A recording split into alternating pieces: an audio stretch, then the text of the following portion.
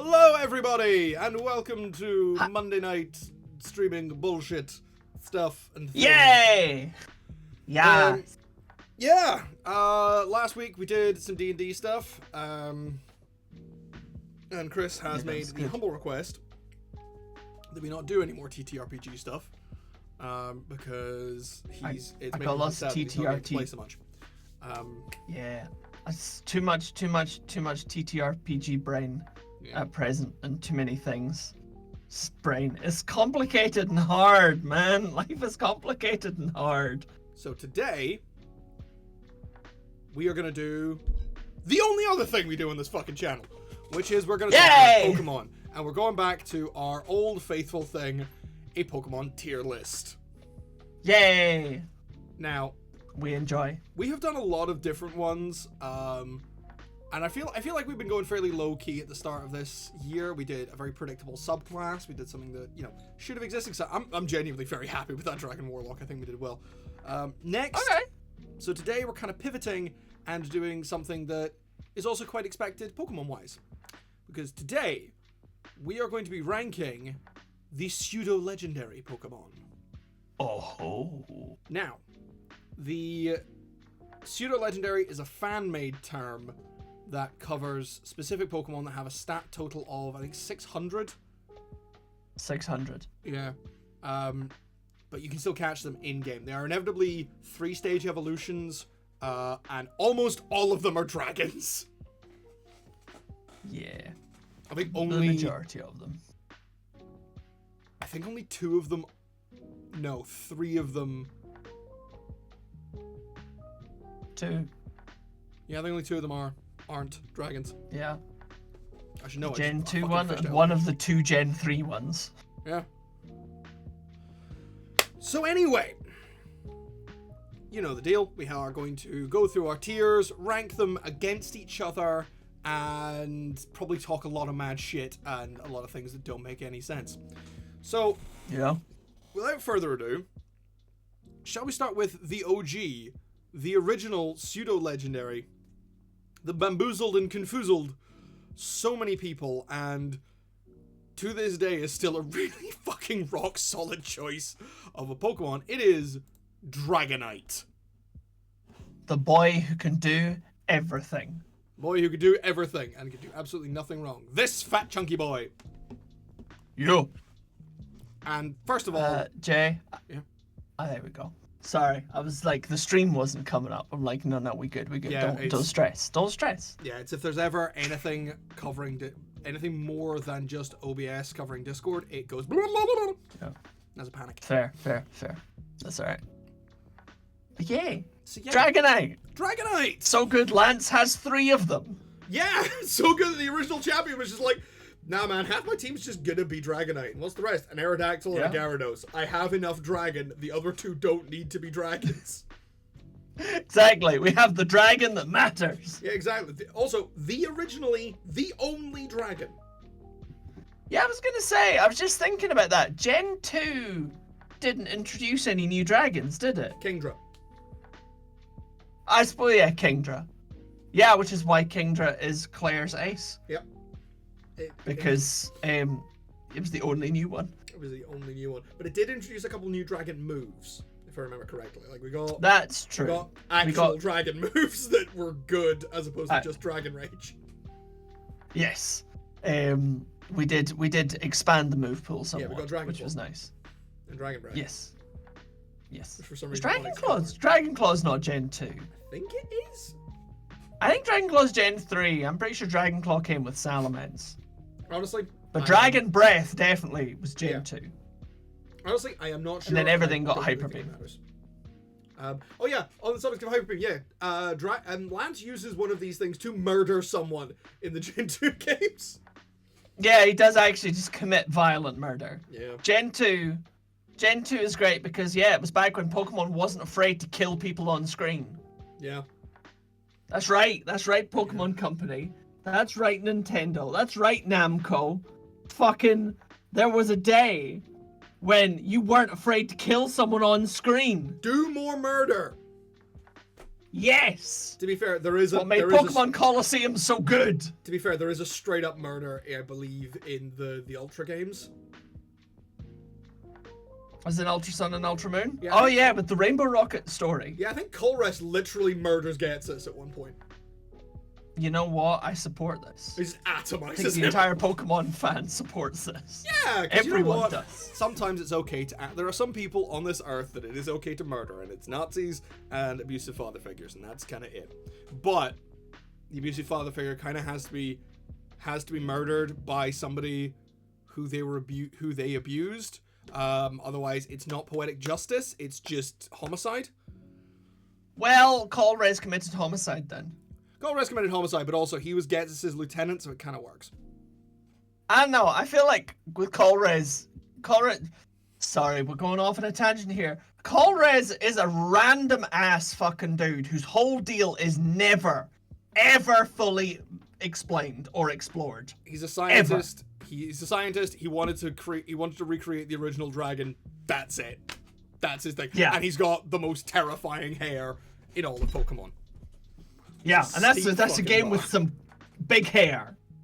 And Colress is just like, he just kind of turns up, right? He's like in Black and White 2, he's there, and he's like playing both sides maybe, you're not really sure. Yeah. He just kind of wants to do the science and splice some dragons together. Exactly. That is a man who cannot be scruted. Yeah, and then he turns up in the next game in Ultra Sun and Ultra Moon, just kind of hanging about, again, just like being there.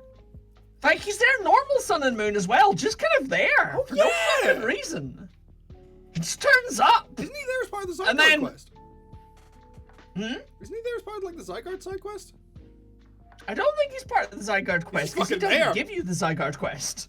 No, because yeah. Yeah. He's just there. Just in there doing creepy science. And then turns up at the end of one of the greatest, built-up plot lines of all time to murder the objectively most heinous villain in Pokemon. Maybe we should do that as our next tier list, is just the Pokemon, like, villains. From like, villain to winning. Not just our favorites. Just our favorites, because, like, hey, some of them are cunts, but, I got bad respect for Giovanni. I mean, you know what, Giovanni, he ran his company very effectively, and then when he bailed, he was like, nah, sinking ship, I'm off. See yous later. And he had style. He did have style. He did have style. Anyway, Dragonite. Yes. Now, Dragonite, who can learn whatever fucking type of move you like. That's the thing, is Dragonite is such a jack of all trades. You can load this motherfucker up with anything, and it will be a powerhouse. Yeah. The main disappointing fact about Dragonite is that its previous evolutions are all like serpentine and flowing and elegant and sort of like very Eastern Dragons inspired, and then this is very clearly like Western Dragon kind of puff, the Magic Dragon kind of deal. But he's cuddly! He's very cuddly, but he has diabetes, Chris! Well, you know what? Some people are born diabetic, okay? And you can't shame them for that. He wasn't! We've seen the previous evolutions! Okay, he had diabetes thrust upon him, but also he can fly like, at Mach 5 or something like that. In fact, actually, let me have a look. Yeah, Dragonite. Because let's do some Pokedex entries, because this shit's always crazy. Yeah. Smart, it's intelligence to match most humans. Lives somewhere in the sea. However, that's only a rumor. Can fly around the globe in 16 hours. Well, Chris. That's the fun fact. That's supersonic. Yeah. Well, I was gonna say, Chris. Only just shy of Concord. A 500. Look, where do you think a 500-pound dragon that knows Hyper Beam can live? Wherever the fuck he wants. Damn fucking right. Yeah, I'm like, are you gonna stop him? Like, yeah, exactly. You're gonna tell him no, because one, how could you say no to that face? And two, if you do, he'll just eat you. Yeah. It's 134 base attack. Yeah. Like, fuck your problems. Like, Dragonite has remained a threat forever, despite the fact that the only like work that has ever been done to Dragonite, apart from the expanded move pools, but that's been done to everybody, is giving him an ability. Yeah. You know what ability they gave him? Marvel scale. Fucking right, multi-scale. Yeah. Which means that Dragonite, you cannot one-shot this thing. Nope. So no matter what happens, he's getting one real fucking good swing in. Yeah. That Dragonite is a menace. So where do you want to put him on our tier list? Because I kind of have nothing... Like, here's the thing. Dragonite is fantastic.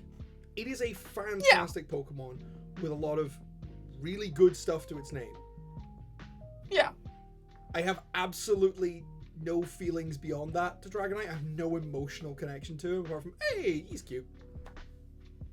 I am the same. I feel like the thing about Dragonite is, and you know, I don't dislike Dragonite, but he's so like, it's Plato's, we're back on Plato's chair. All right? Like, in your mind, you have somewhere the concept of the perfect chair. And that's how you know what a chair is whenever you see a chair, because within your mind, you hold the perfect chair. The platonic ideal. That's Dragonite. Dragonite is the archetypal dragon. Like, you look at you go, is dragon. Everything else looks like dragon because Dragonite is dragon. The design brief was dragon. Yeah. So, like, I don't... You know, and again, we're not talking perfect as in, you know, like, perfect cell destroy the world. We're talking perfect as in, like, the exact, you know, the flawless and exact execution of dragon. You know, that doesn't make it the best, it doesn't make it the coolest, it doesn't make it the most interesting. Arguably, it makes it the least interesting. But from a design point of view, it's just dragon. It's just dragon. Yeah. It's just dragon. Just a happy dragon. Yeah. Now, one thing I will say... Yeah. Just from my own curiosity, because you've got the Bulbapedia page open, haven't you? I do, yes. Does it say on there if the Shadow Dragonite in Pokemon XD actually existed? The Shadow Dragonite in Pokemon XD? Oh, that's a good question, Did it actually ever exist? Because we never ever caught it. We never we never even triggered the thing such to a ball find ache. it. Yeah, it was like you had to have caught all of the Shadow Pokemon, purified them, and did something stupid in something else, and then it would appear at the top of the lighthouse. Side games. No, the man, the myth, the mighty legend. Hey Jay. Yeah. Hey Jay, you want to hear something really, really, really infuriating? It wasn't real. It certainly doesn't appear in the side games section. In terms of game locations, Coliseum and XD don't appear here. Available in Snap, Pinball, Troze, that weird one from N3 on the Game Boy Advance, Mystery Dungeon Red and Blue, Pokemon Ranger, Mystery Dungeon Time, Darkness and Sky, Pokemon Rumble, Mystery Dungeon Stormy and Light. What? I don't know. Wait, are there Mystery Dungeon games you don't know about? Gen 4. Pokemon Mystery Dungeon. Jay. Oh no. Japan exclusive Wii Mystery Dungeon games. God damn it! Oh, that is upsetting. Why? Oh, I'm so annoyed. Blazing Adventure, Stormy Adventure, and Light Adventure. Fuck you. Son of a bitch, Japan. Give us the good games. Right, well, now we know what the next thing is that we're emulating, because someone will have done an English translation of that shit. Holy shit, I'm so angry. All of the Mystery Dungeon games are, at the very least, worth playing, and at the very most, some of the best games I've ever played. Fuck yeah. Even Gates to Infinity. Yeah, so there you go. There was a Gen 4 Mystery Dungeon game that we never got to play. On the Wii, of all goddamn things. We're gonna find Wii emulators. Yeah, I've got one. Dolphin is really good. I thought Dolphin was just GameCube. No, it's both GameCube and Wii. Like fuck. Right, yeah, no, and no mention of no mention at all of Shadow Dragonite. of Pokemon XD, Shadow Dragonite. Absolutely nothing. I am For that, crushed. if nothing else, I would have put Destroyed Dragonite her. in B tier. I mean, this is the thing. I feel like Dragonite belongs squarely in the middle because it is so very dragon. Yeah. Like, yeah, it is squarely the middle of dragon. Like, you know, are you a cooler or more interesting dragon? Are you a little less interesting dragon? Are you just pure dragon? Yeah. Is the most dragon. I don't have And for the that heart to reason, put I it think in- it belongs squarely in the middle. I do not have the heart to put Dragonite in C tier, but I'm gonna Fair. I'm gonna put it in B tier because this thing is Yeah, Dragonite is still put it in good. B tier because it's also great. Yeah. Like, yeah, it's like particularly if you look at it from a mechanics point of view, Oh, it's a fucking fucking monster. excellent. Yeah, But to be fair, like, all of these Pokemon are monsters. well, that is the kind of the point. Yeah. But some are more monster than others. Dragonite, I do believe Dragonite actually won out because when you and I did that whole comparison of like Pokemon, best Pokemon by type and generation, Dragonite came out on top Yeah. against For so loads many of shit. things. It is by far and away one of the most powerful dragon type Pokemon to have ever existed. Like, Just it from move slaughtered- pool and raw stats. It slaughtered Yeah. a lot of the things on this list. Oh god, yeah. Yeah. Admittedly, you know, it didn't face two of them, but like, yeah, Must have never in got terms that of far. no, but like certainly the first 4 generations or something, it's you know, It's it. undisputably the strongest dragon type. Let's- And then certainly for the first, cause it's dragon flying, arguably forever, not including legendaries, it's Yeah. the strongest flying type. Disagree, including some legendaries. Including some legendaries. Because I would watch a Dragonite Thunderbolt the shit out of Tornadus.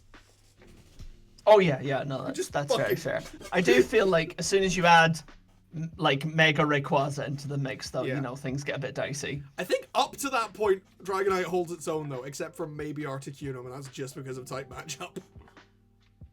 Even then, it beats Articuno in stats, I think. Beats Articuno in stats. I think it would just body most of them.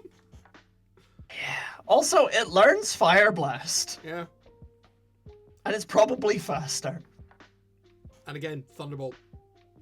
Yeah, it's just outrageous. Anyway, let's move away from Um, the apex of dragonkind to the king of the monsters. Because if you look me dead in the eye and you tell me that this next Pokemon is not inspired by Godzilla, I will call you a liar and a fool, for it is Tyranitar, Yep.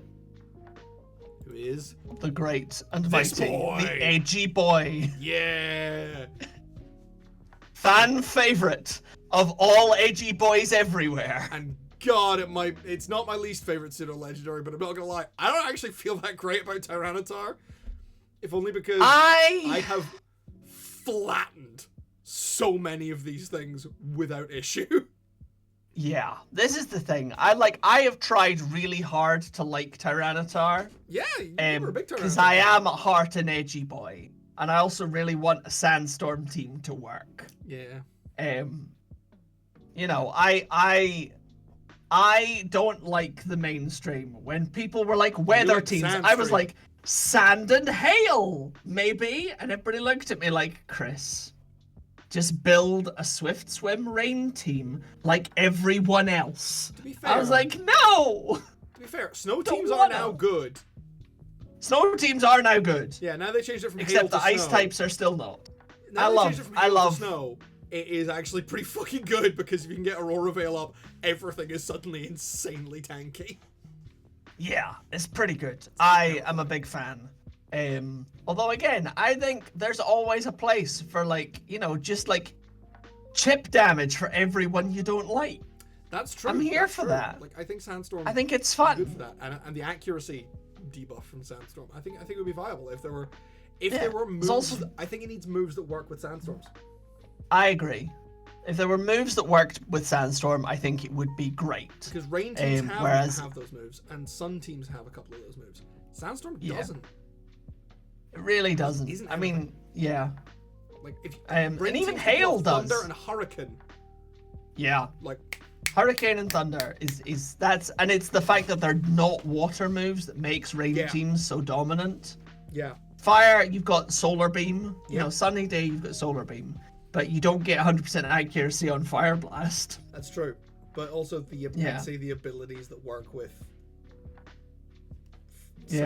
I do think that abilities though is the place where sand teams stand out. Like I do think that Sand Rush. Yeah, like good. Yeah, Sand it Force. Also it limits your pool. It does limit your pool.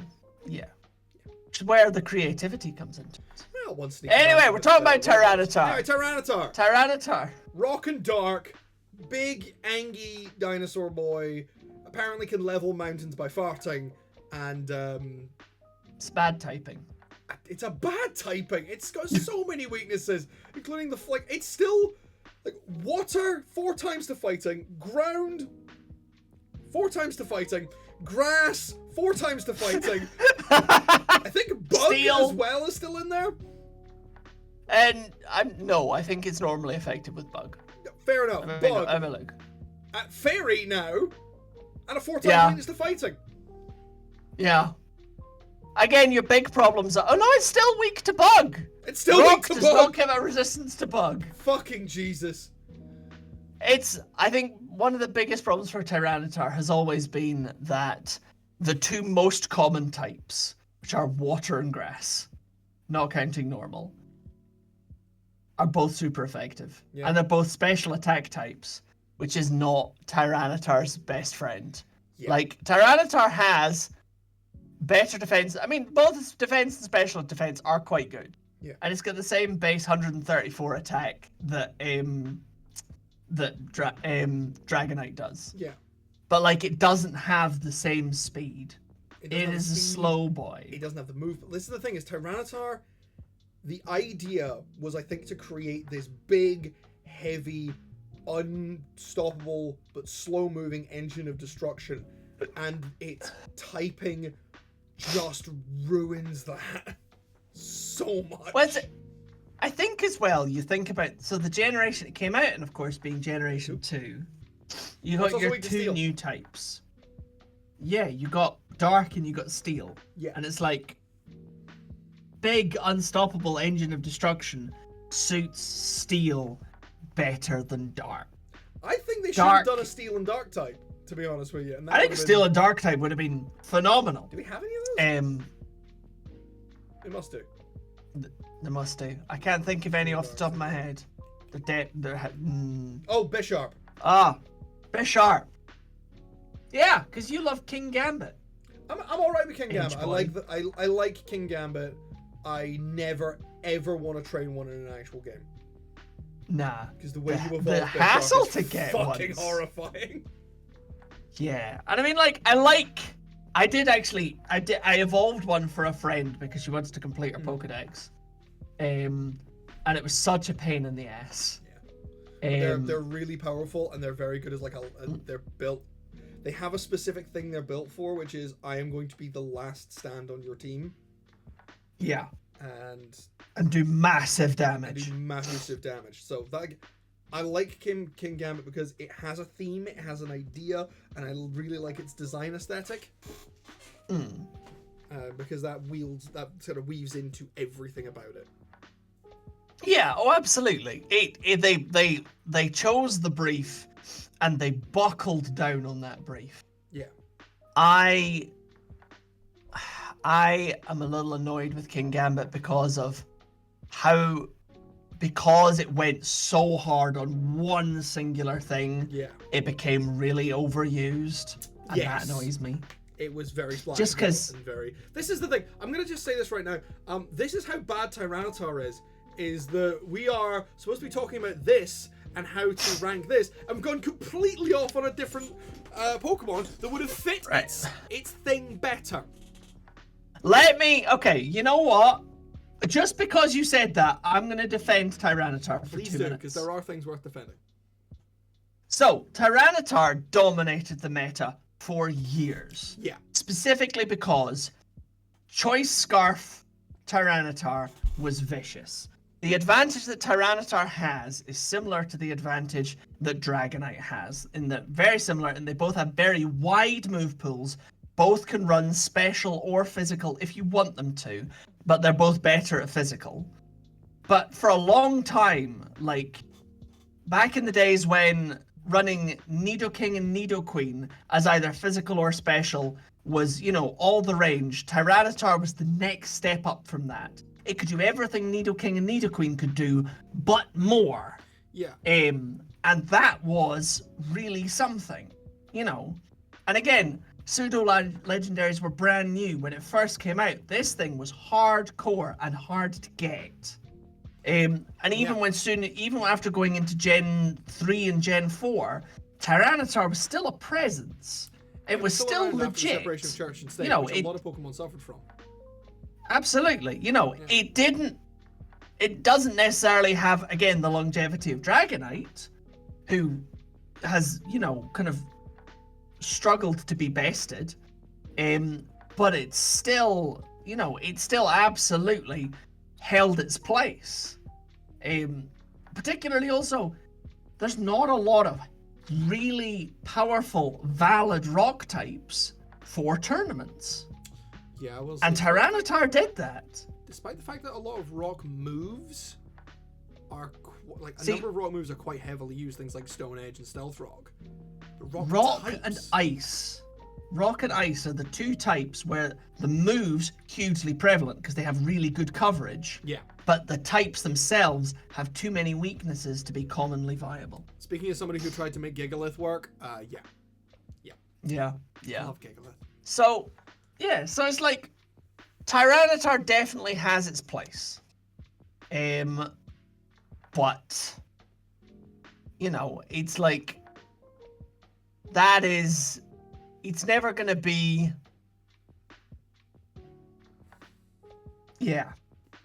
It's never gonna be what it's it was just in its heyday. No, exactly. There are now too many other Pokemon. This is the thing, because after Gen 2, at Gen 2, I think kind of the only really viable fighting type was still Machamp. Maybe Hitmontop, but Machamp was still the big deal until Gen 3, when you got slightly tankier things like cause I think Hariyama was still reasonably present. Hariyama Gen 3. Yeah, and Hariyama actually, I think, was one of the first really accessible fighting types. Yeah, because you get it immediately in the game. You get it in Dewford. Yeah, absolutely. Where you get Makahita and you get Meditite right off the bat. Yeah, which made fighting types a lot more. Yeah. Yeah, but it had an ability because we introduced abilities in Gen 3, which again was what kept Tyranitar relevant. Fighting types became a lot more prevalent and viable. They got a gym. Previously they hadn't had. Well, they had a gym. They got one. But they got Chuck. Yeah, but that was because that dude was a Poliwrath. Yeah, Poliwrath as well. Poliwrath's pretty fucking solid. Poliwrath is solid, but again, it's got the same problem that Kingdra has in that it's average stats across the board. Yeah, and it's also quite boring. Yes, and its one fighting move is submission. Yeah, and also it's just an angry Poliwhirl. I am okay with that. Yeah, but if I'm looking at two water types that have and their design philosophies, I'll take Kingler over Poliwrath. Admittedly, I fucking love Kingler. You like more crab is better than muscly boy. There is a particular design aesthetic that exists in a lot of anime and Japanese media, which is one guy with one real big or real fucked up arm and the other one's perfectly normal. And I don't know what it is about that particular piece of character design, but every single time I look at it, I go, yes. Like the main character from D. Grey Man, Chad from Bleach, fucking Elfman from Fairy Tail. Like, it's everywhere as a design philosophy, and every single time it makes me go, fuck yes, I like that. To be fair, asymmetry is fun. Just one also, big fucked up, messed up arm, and just like, rah, boom. You need to read a book called The Left Arm of God. I have read The Left Hand of God. Yeah, same dude, but he Archer. Yeah. And the other thing you need to do is you need to watch Ari Ferretta, which I'm really enjoying. But yeah, no. Edgy boys. But yeah, because the other Pokemon that kind of fits that design philosophy the most is Clauncher. Yes. And Clauncher's great. Clauncher is great. But most importantly, Tyranitar is great, but he kind of got outpaced by everyone else. I'm thinking C or D tier for Tyranitar. I would be comfortable with C. I feel D is cruel. Yeah. Yeah, I think D does. D feels a little wrong. So yeah, I'm like, it's got huge type coverage. He genuinely was very viable for a long time. His Mega was very prevalent. Was absolutely... Mega Tyranitar, I will say also, though. Yeah. I know. I don't like the design, but it was, it's Tyranitar remained relevant and viable for a very long time. Yeah. It's not Tyranitar's fault that it now feels small and cute. Just the fact that it's once he was a mighty kaiju, but now the fact that the little stabby fucks from Attack on Titan are out, and you can just go. Yeah. He's got too many weaknesses. It does basically too many weaknesses. Yeah. Torn down by typing. Yeah. Which is again, it's a shame. It's definitely a shame, but it is what it is. Anyway, now we move on to Generation 3, where Chris and I started. And we get a twofer. Now, this first one is always given a little bit less prevalence because it was only really the ace of one of the Elite Four who you never see throughout the game. Being Drake, the Dragon Master, who never appears before and never appears again. And which is annoying because he's a pirate. He's a dragon pirate. He's a dragon pirate. He's great. Wait, hang on a minute. Yeah. Nope, never mind. We're gonna do. I got them the wrong way around. So we're gonna do Salamence first. Yeah. Now I quite like Salamence. Because I've got them in this way around. I quite like Salamence. I also like Salamence. It's again something that is very, very draconic. But again, it seems like the design brief was dragon. You can see the kind of the design philosophy as you move up from Bargon into Shelgon into Salamence.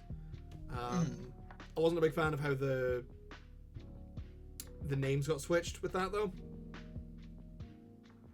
Bargon, Shelgon, Salamence?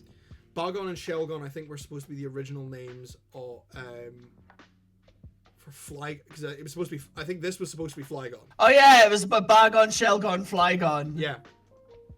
Trapinch, Vibrava, Salamence. Yeah, I know, I'd forgotten about that one. That's one of those kind of like, we're not sure if it's true, but it makes sense. I think it's true. Type fan theories. Yeah? I think it's true. Don't fact check me because I'd like it to be true. Don't fact check me. I want to pretend I'm right. Said the American healthcare. That's fair. What? Anyway, Salamence. Again, a dragon and flying type. But there's a bit more of a focus on speed this time, isn't there? Yes. Like Salamence is... So this time we're looking at a base 100 speed. Yeah. Like then gets bigger on the Mega. Oh yeah, the Mega's insane. But again, it's like, and I think this was the falling down of a few kind of pseudo legendaries before they started being like, well, now let's have one that is the most in any given category. That Salamence suffers from the same, you could do physical attack, you could do special attack, dunno. We're not going to force you into any lane. You get to choose. You could do anything. which means you do Yeah. nothing. There's a little bit of that going on. Yeah. Although, also, the generation where two Pokemon learn fly naturally, Yeah. Salamence is one of them. Salamence is one of them. The other one's fucking Rayquaza. Yup. Also, yeah. Shit's crazy. And actually, to be fair, for how late you get the ability to use Fly in Gen 3, which I forget every single time I play it, because you... Pisses me off. Yeah, because you get the ability to use it from fucking Winona's gym. Yeah. The fucking the sixth gym. Sixth gym. In the second half of the map. Yeah. And it's just like... It's all fairly accessible, that kind of loop, and then the rest of it's just water. Because, you know, as we all know, there's too much water in Gen 3. Yeah. We're not saying anything new, guys. We're not saying anything. Not here to... It does actually mean that with No. with the because Salamence learns it when it evolves at like level 50. Yeah. If you went and caught a Bagon in Meteor Falls and then trained it up to be the rest of your party, you could not have it ready when you fought Winona, to be honest, actually. Not even remotely. Not No. even slightly. You wouldn't have it ready until you'd beaten it. it. And being like, what the fuck is that? You're on, like, you're on, like, the 8th gym before you're rocking level 50 Pokemon. Because bear in mind, your legendaries are only level 45 when you meet them. That's fair. Yeah, so realistically, you don't have a Salamence until you hit the Pokemon League. Yeah, at which point, you really need one. Yeah. And then, you know, you fight Glacia right before you fight Drake, and you're like, why the fuck are you even here? Put the Glalie down, woman. But your Salamence does learn Flamethrower, so, you know, it's not all lost. It's not all lost. Not all lost, not 4 times weakness dies. Until the Walrein shows Exactly. And it... Yeah, just don't get hit. Oh, yeah, that's a great fucking tactic for Pokemon. Just don't get hit. Exactly. Fucking minimize Blissey, mate.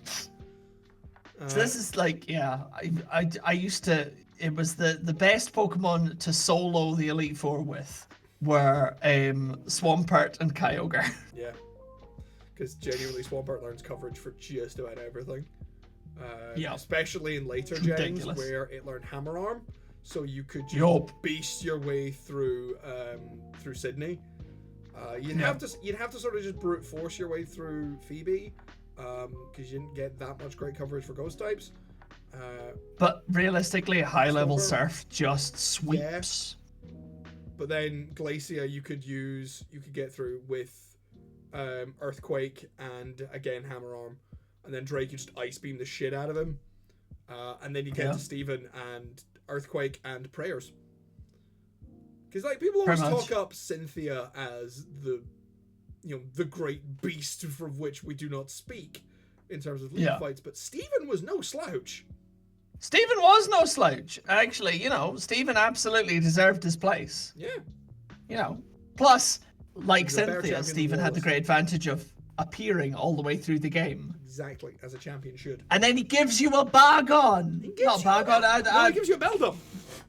He gives you a Beldum. The next one that we're going to talk about. We'll get to that. So Salamence. Have we given up on Salamence already? This is the thing with Salamence. I don't actually have a lot to say about it. I like the kind of very sharp, blade-like visual language we've got going on. Yeah. But I've never been greatly interested in Salamence, even with the tweaks they did, giving it a Mega and then making a Paradox Pokemon of it. Being like the apex of the Paradox Pokemon. Yeah, I kind of feel the same. This is the problem, because Dragon types have always been a ball ache to get and to train up. Like, they are just a hassle. Like, I did a solo Dragon team on Gen 6, and I'm pretty sure it's the only one I could do that on, because training in Gen 6 got shitloads easier with the Battle Chateau and the new XP share. Yeah, and you needed that. Yeah. And there's still Dragon types I will pick over Salamence every single time. One of them will be Dragonite, the other will be Haxorus. I mean, this is the thing, is though, the Dragon type that I used in Gen 3 was Flygon. Exactly, because Flygon... I really like Flygon. You get access to much earlier. It has ground coverage, which is really useful for a lot of things, especially because you get it and then you can get into Flannery's gym. And it's got a... Flannery's gym has always sort of just cut the legs out from under me in a number of times. I think... It's a bit of a jump. It's a jump, and there's, like, not really anywhere to grind for it. You don't, like... Because you just kind of, like, fall down the hill, on, like, jagged path, and there's nothing really in there. Like, the training in there is not hugely viable. Right. And there's lots of tiny little bits of grass. You come to the end of it, and you're like, well, now you've just got to go into the gym and fight. And that's the thing, is also there's nothing... The only thing that's around, realistically, that you can use to take on Flannery is go and get yourself a trap inch. Yeah. You've either gotten a trap inch, or previously you've gone and gotten a Magikarp. Or a Pelipper. And you're using Gyarados, who has no water moves. Yeah, like, genuinely the point where Pelipper... I think you can catch Barboach. I think you maybe catch Barboach. No, you need a good rod to catch Barboach. Oh my god, yeah. Yeah, so actually, Pelipper. Wingull Pelipper. Gyarados. Tentacruel? No, because you can't catch Tentacruel without Surf. No, you could only surfing to get a Tentacruel. And then you can't catch everywhere. on a good rod or an old rod. I don't think. Yeah. Yeah. So it's rough, man. Yeah. Oh, or a Geodude. You can catch Geodudes in... you catch Geodude. The cave outside Geodude. But Geodude does not have a great special defense. It doesn't, no. No. So this is the thing, is Salamence... Like, Flygon is the pseudo-legendary that should have been. Flygon just deserved more love. Flygon deserved so much better, and Flygon, I think, is actually the better Pokemon than Salamence. I'd much rather train him. I like the design more on Flygon. It's a lot more interesting, and I did a run of Explorers of Sky. Well, what I did was because you had me and my partner, and I had two guys who were always there as my backup. One was a Staraptor, and the other was a Flygon. And when I got the Flygon specific item that was like, hey, if you get hit by, if you get hit by ice moves, they restore your health instead. He just became a fucking monster. Nice. Yeah. So, Salamence gets outdone by something that isn't even a pseudo-legendary. Yeah. Yeah. I mean, fair enough, that's on style. But I mean, I think points to Salamence are things like when hidden abilities were introduced, it got Moxie, which is fucking vicious. Salamence with Moxie is a force. That is momentum. Absolutely. And also, as soon as, if you're teaching at Dragon Dance, you've got Moxie. The Mega got Aerialate, which meant that you got incredibly powerful flying type moves very quickly. A lot of really good flying coverage.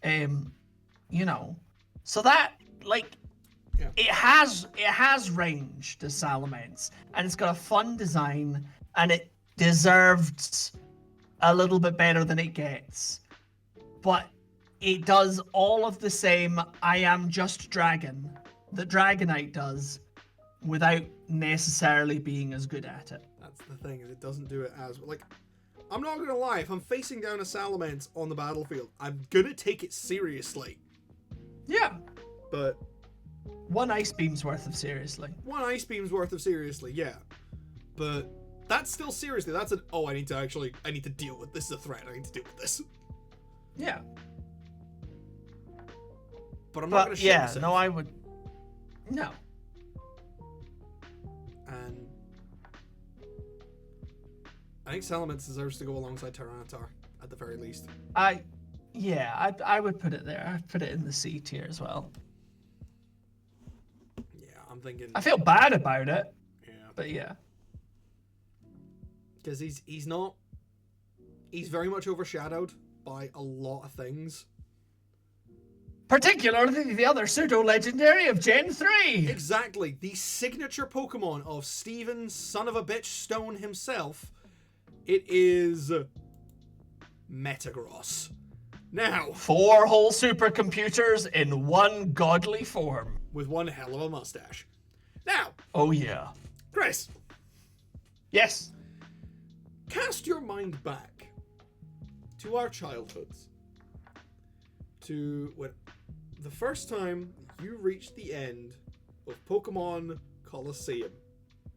And I was sitting next to you when we got there. Yes! Mm-hmm. Yeah. And you encountered Evice and his motherfucking Shadow Metagross. Yeah. And was that, or was that thing not, an absolute fucking beast? Yeah, that was horrifying. Yeah. But actually, speaking of that fight, because you've got it wrong.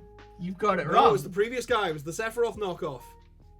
The Sephiroth knockoff, Nazgûl, had the Metagross, who was hard as fucking nails, and Evice had Tyranitar.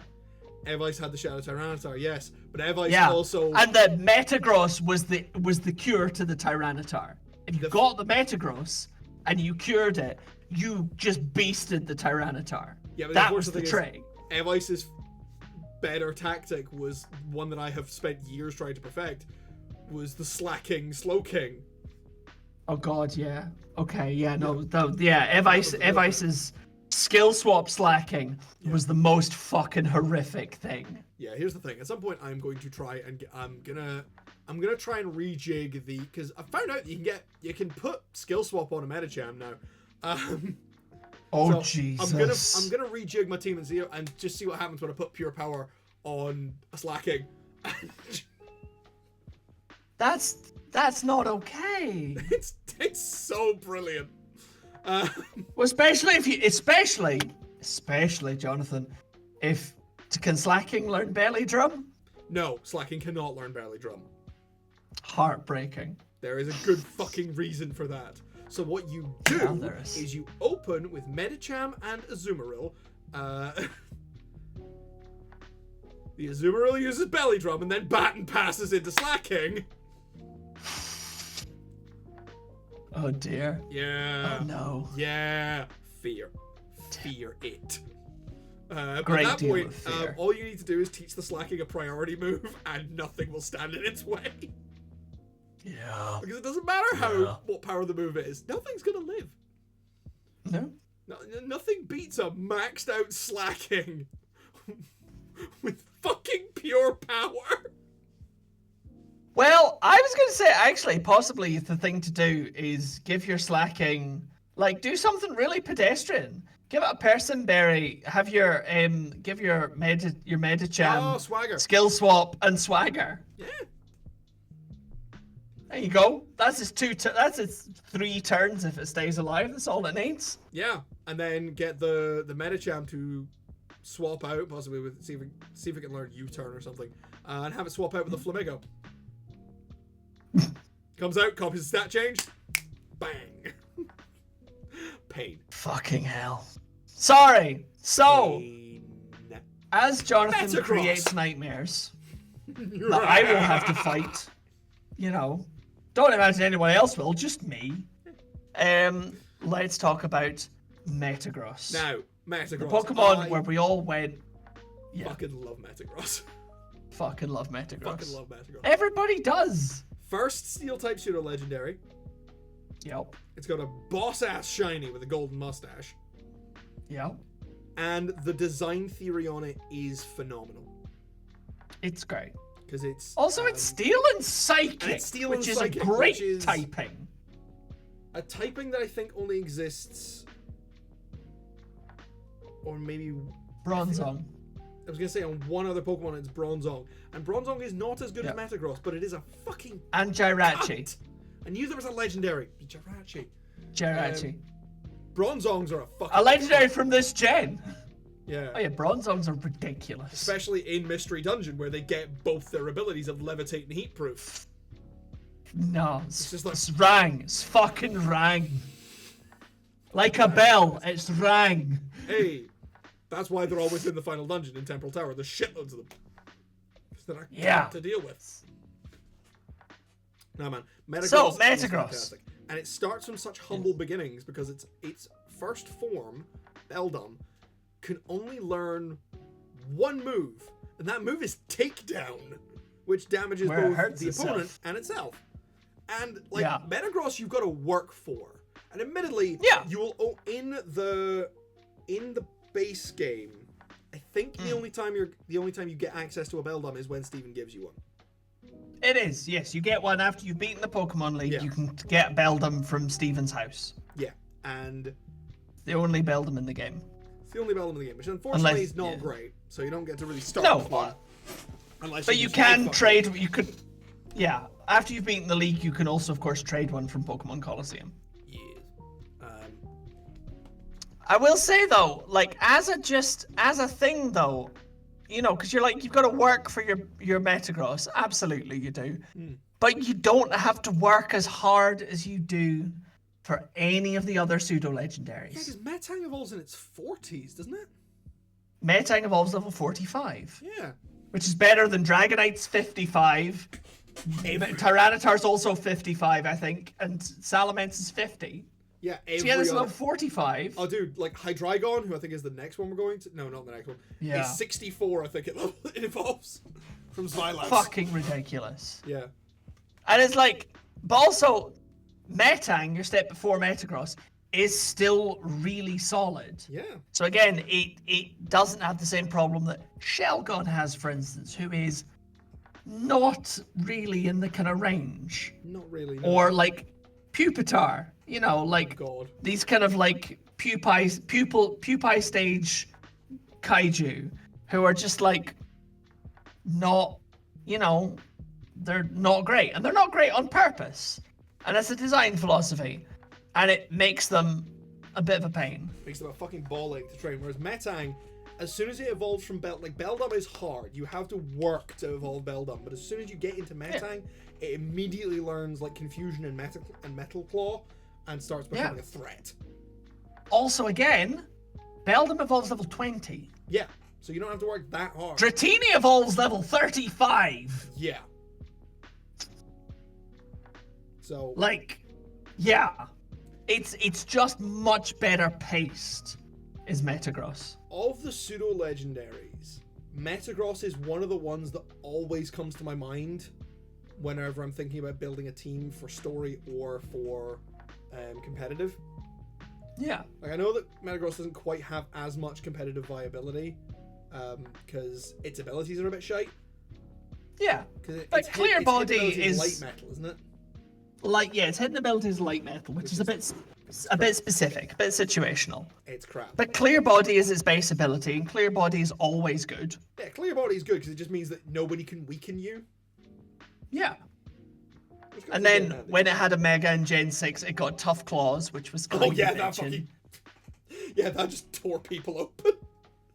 I mean, it didn't clean house as much as people thought it was gonna, because it's No. only really good with Meteor Mash. Yeah. But that was like, as soon as it was revealed, everybody was like, well, Tough Claws Mega Metagross, that's what everybody's gonna use. And then there was other more against it. dangerous stuff. Yeah. Yeah. But it was still, like, as a base, you know, Metagross still only has 4 weaknesses. And then it's got, you know, fucking, I'm looking at it just now, it's got 9 resistances and an immunity. Like, and a base defense of 130. It's a serious tank. Also, I love that the Mega was just 2 of them bolted together. Yes. The Mega is I mean- just 2. I'm gonna get it up. The Mega is just more Metagross. Oh,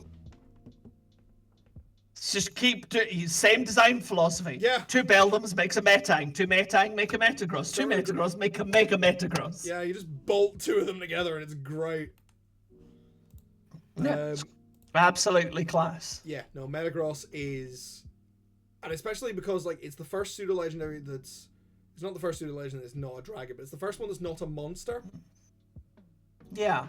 Or not a recognizable monster. A recognizable one, it's quite spidery, but... Yeah, like, it moves... Like, because you see the way it moves in kind of Pokemon Coliseum, and it's just this... You feel the weight of it, and, like, that thing... Yeah. Like, that thing... Just look at it! I don't have a better argument for Metagross than just look at it. This is a good, solid, strong boy. Yeah. But also, again, smart boy. Yeah. Basically, you want to put one of these... Like, I want to see somewhere in the Pokemon world, one of these is sitting opposite an Alakazam playing chess. Yeah. And actually, again, I've given all three of them so far, all three of its predecessors, some shit for this, which is pick a lane. Yeah. Do you want to go physical? Do you want to go special? And they're all mostly physical, a little bit special, and then everything else is somewhere in the middle.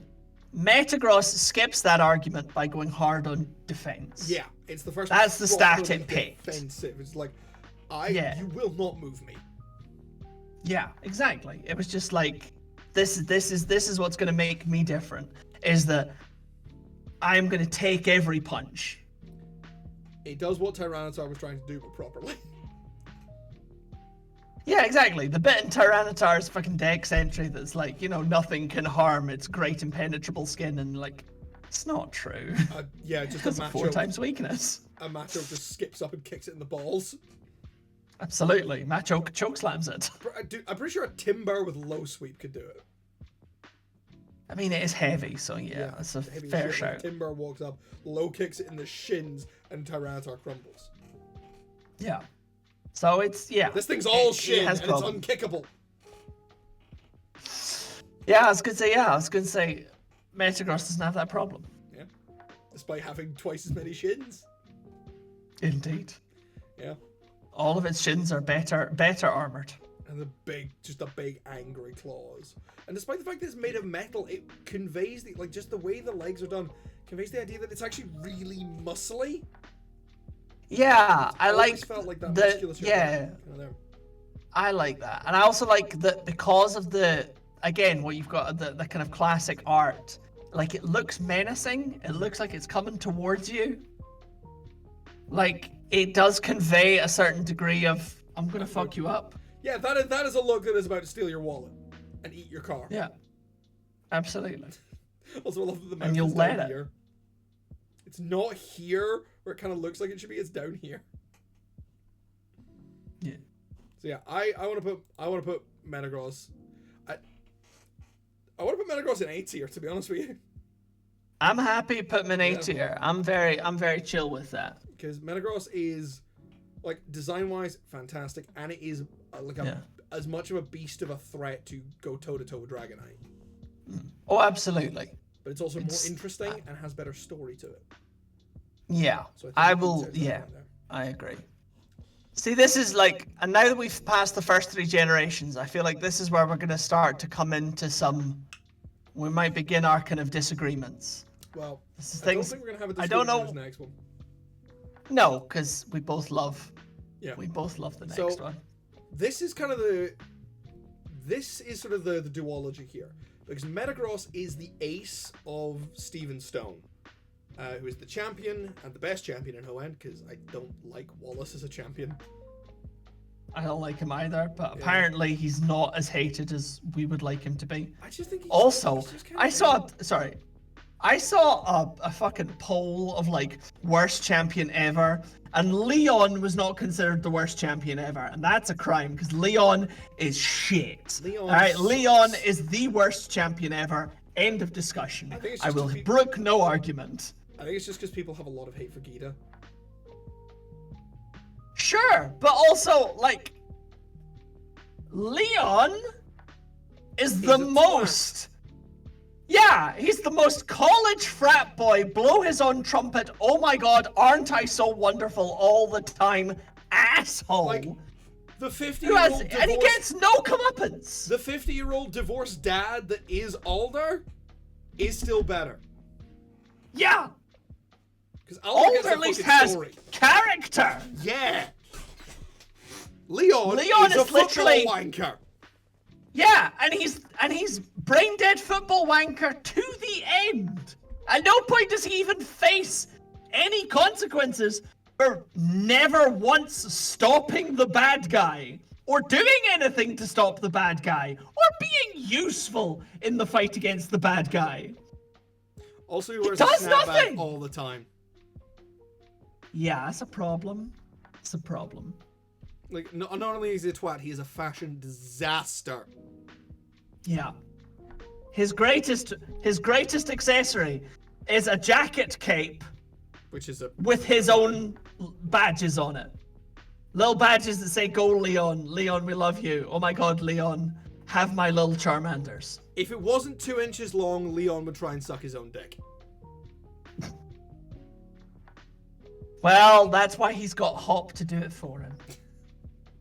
Ooh. But anyway, let's talk about a champion who is an absolute fucking hero, good character, and genuinely a threat. Yes. Especially with her ace, Garchomp, the ace of Cynthia. Fuck yeah. Cynthia and Garchomp, fucking legendary pair. The one thing I will say, that makes me kind of sad, and this is not a point against Garchomp at all. I'm sad that Garchomp was the last kind of pseudo-legendary ace. Yeah, I'll give you that. They disappeared from that spot after Gen 4. Yeah, because it was Garchomp, and then Alder's ace was Volcarona. Yes. Who is a pseudo Who I'm still... in a different way. Yeah, I'm still surprised that Volcarona was not the pseudo-legendary for Gen 5. Well, the pseudo-legendary got given to the bad guy. Yeah. So I'm but okay even with then... that. But also, like... Hydreigon... The bad guy didn't really have an ace, per se. Oh, no, it was Hydreigon. No. I mean, I know it was Hydreigon, but, like, it wasn't really, like... It wasn't advertised that way. No. No, I'll give you that. You know, Alder... One of the things about aces is, you know, a lot of the time, a champion and their ace often share some design similarities. Cynthia with the long sleeves, going with Garchomp's long wings. And her head thing. Her hair things. And her head thing. Alder had, you know, the sunburst hair and a sunburst, ace. Steven, you know, the sharply cut steel type suit and the grey hair to go with Metagross. Ghetsis doesn't really look like Hydreigon. And No, Hydreigon does not look like Ghetsis. But I also think that fits Ghetsis' character. I know, I think He has no connection Ghetsis with is... Pokemon. Yeah, but also Ghetsis' real ace is the trauma he inflicted along the way. Yeah! Ghetsis' real ace was parental abuse. Yeah! Oh That's Ghetsis' real ace. Is Gen 5 just you playing as Pokemon Social Services?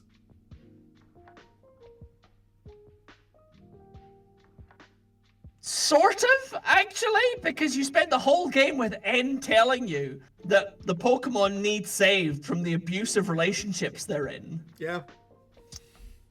And then you eventually rescue him from his... Yeah, and then you rescue him from his child soldier engineering father. What? He was abusing his Gen 5 is grim, guys. Son. Yeah. I'm sorry, if N is not risen with autism, then nobody is. But N is like so wholesome with the tism. Like he absolutely got the animal companion. He maxed his stats in animal companionship and justice. Also, for God's sake, the man wears a Rubik's Cube necklace. Oh yeah, I forgot about that. Yeah. Yeah, it's not subtle, is it? No, it's not. No, it's not. Still good representation, though. I will hold that Pokemon did better autism representation than all of Hollywood. Oof. Up to that year. Doctor. Let's not talk about the good doctor.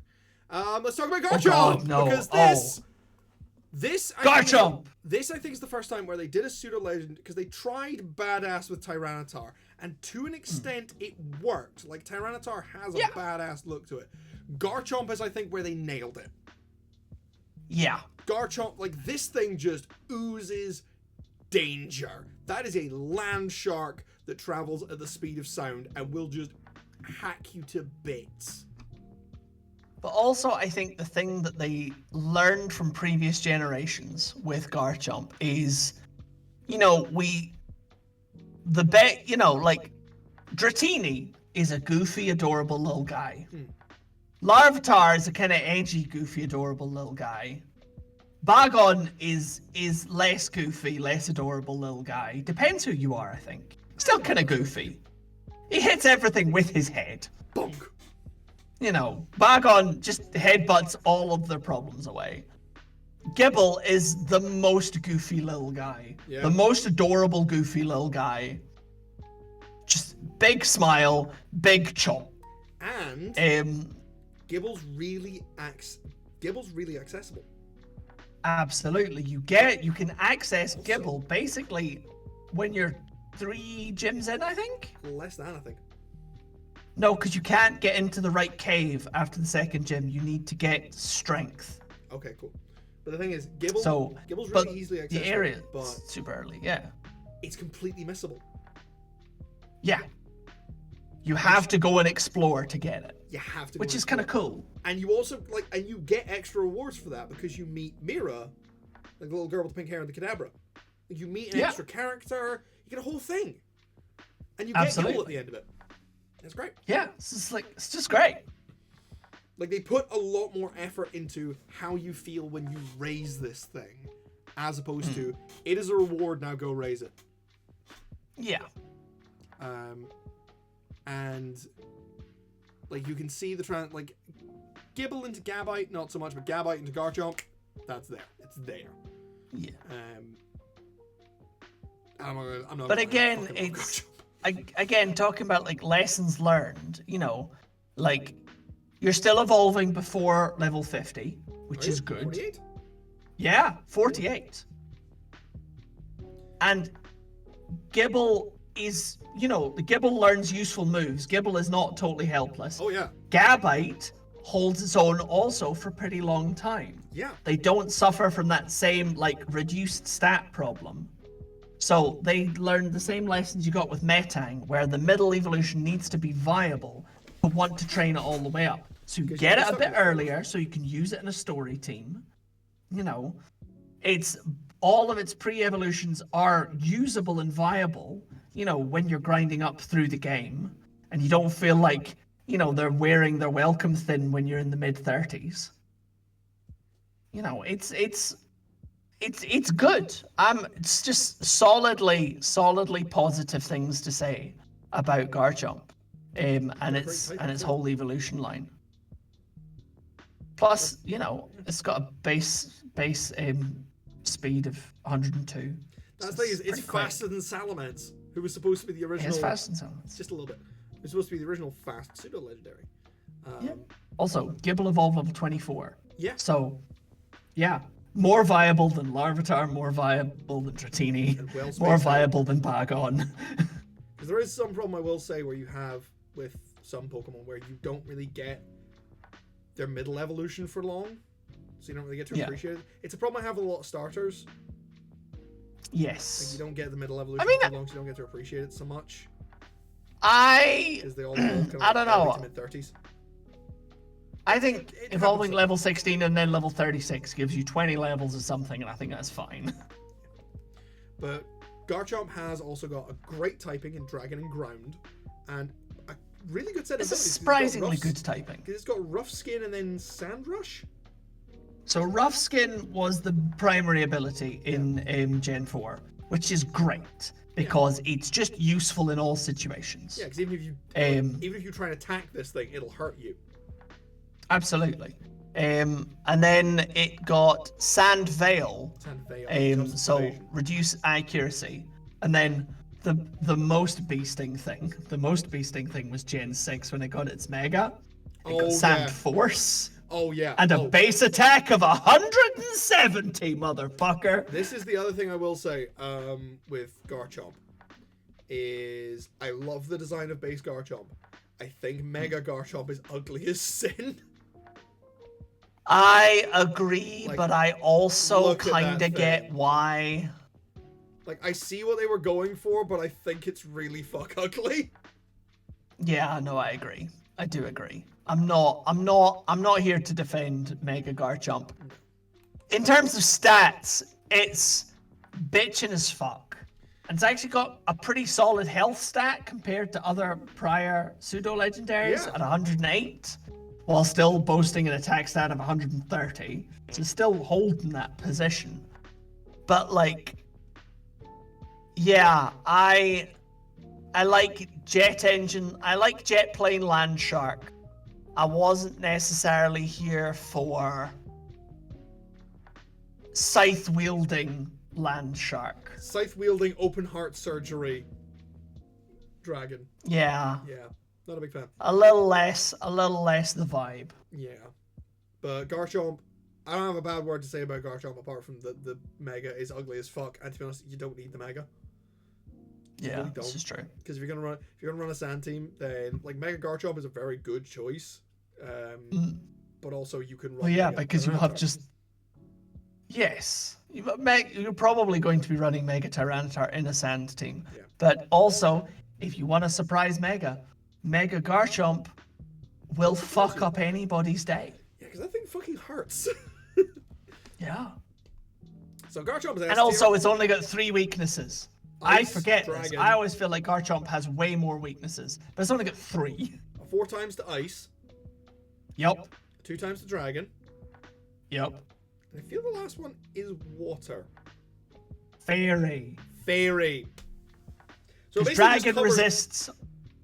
Yeah. Yeah, all of Ground's problems. Yeah. Well, Ground's 2 problems, which are water and grass, are dealt with by Dragon. Ground doesn't mitigate any of Dragon's problems, but it's fine. Dragon only has You also 3 get an weaknesses. electric immunity. Yeah, Dragon. Basically, you trade only a 2 times weakness to Ice for the electric immunity. Yeah. Because Pretty much. Dragon only has 3 weaknesses, which is Ice, Dragon, and Fairy. Yeah. When this thing came out, that was only 2.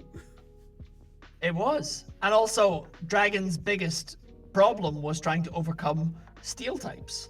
And you just got, stab on fucking Earthquake. Yeah. And, again, this was when the separation of church and state happened. And, it has that beasting attack and Earthquake. And steel types are having to deal with defense and special defense. And some of them went a bit more special defense. And it was like, holy fuck. Absolutely. And just So, yeah. blew through. I am a big fan of Garchomp. I like him. Garchomp is S tier. I would say A tier. Really? Because of where Garchomp falls down, and when we were doing our, the thing that actually realistically led to us doing these streams was Jonathan and I going through every generation of Pokemon and deciding what was objectively the best, mechanically the best Pokemon in each typing, but also who our favorites were. Yeah. Dragonite was a better dragon type than Garchomp, mechanically speaking. That is true. Dragonite did beat Garchomp. But we like Garchomp more because Like it's Garchomp, cool. and yeah. So I'm gonna put I'll agree with you. Garchomp. Yeah. Here's the thing: if Garchomp's not going in S tier, oh God, I don't think anyone is. I have my vote for S tier, and I'm sure you'll disagree with me, and it'll be fine. We'll see. Because next But up, Garchomp. Yeah, Garchomp. Sorry, moves is where it let itself down. Sorry, I'll shut up about how much I love Garchomp now. because we've only got 40 minutes left. We're gonna do the other half. We of do. these. All right. Because next we Jesus. have one that I have a little bit of an issue with, as much as I like it. It's Hydreigon. Fair. The 3-headed Hydra demon of Pokemon. This Dragon and Dark type is the ace of Ghetsis. And And it's objectively incredibly powerful and It incredibly is. good. But I will say, you know how we were talking about the thing with Garchomp where you can get it early but it's missable and you can train it Yeah. up through the game and it's got a thing. Hydreigon Yeah. throws all of that out the window. Hydreigon gave you its base evolution in Victory Road. Yeah. Which admittedly was good because it meant that you didn't have to train it because Dino evolves in its Yeah. 50s. Yeah. And then Zweilous evolves at level 64. Yeah, It's just- so like you have Zweilous for talk about Pokemon middle evolutions who just go by in a blip of an eye. Zweilous is pointless. Yeah, I think I have Zweilous from maybe 10 levels. Yeah, because that's the point, is that it just goes through them. Like Dino is a punishment. Alright? It's a trial. If you want It's there to be overcome. Yeah. I remember does when the I same did my thing- full dragon team, I did include Yeah, Dino, and it was just, I remember. God, it was so much work.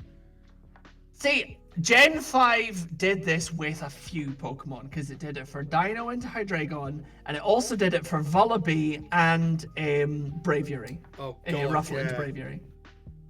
Like, it unnecessarily was like, we're just going to create trial and tribulation, only for the hardest core of hardcore gamers.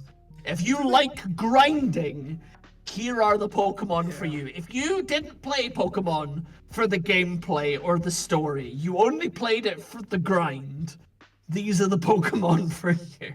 Thankfully, Gen 5 did also have a fucking amazing dex. Yes.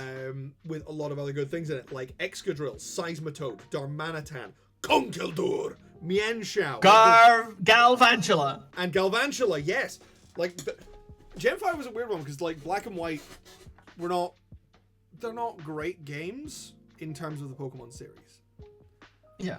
But I do remember, like, afterwards, before Black and White 2 came out, kept, like, looking back and going, oh yeah, holy shit, a lot of really good Pokemon came out in Gen 5. Because I didn't even mention Haxorus or Gigalith, some of my favorites.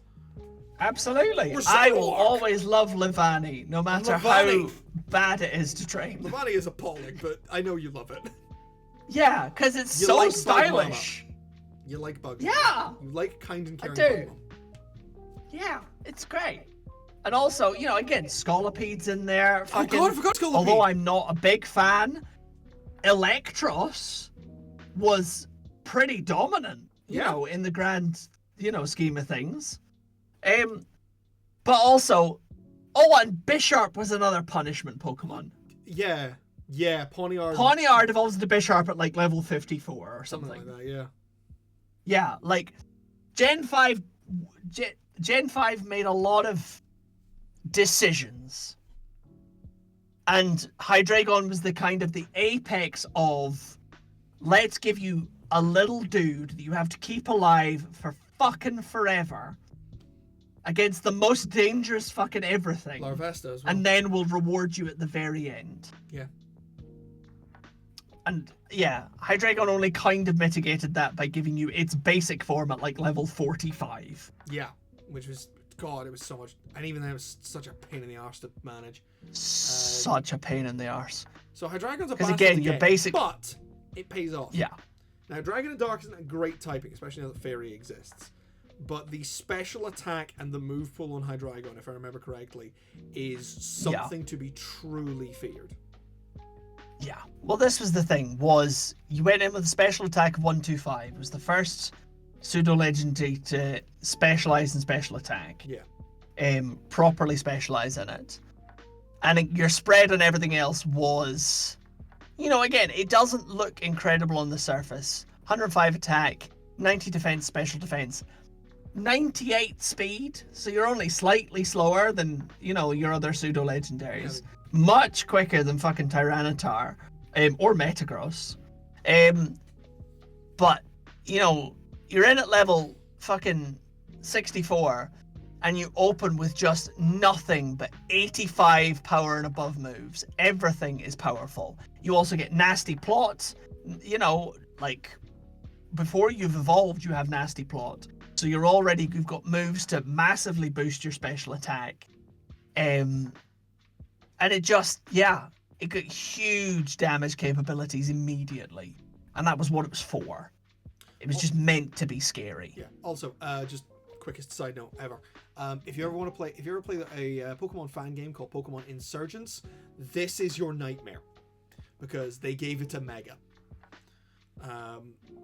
They gave it to Mega in Insurgents, and the Mega's fucking terrifying.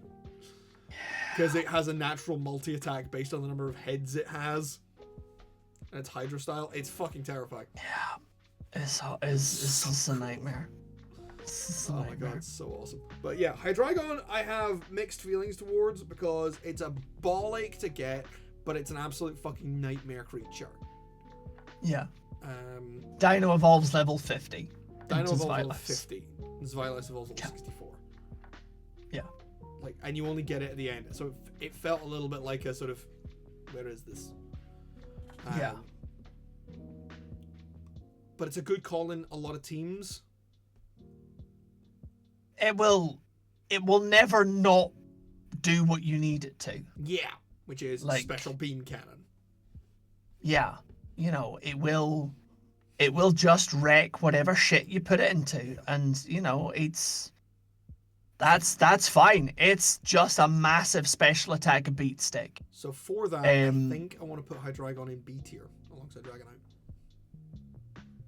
Because it is sort of the yin to Dragonite's yang, where Dragonite is a very good all-rounder and can do kind of everything.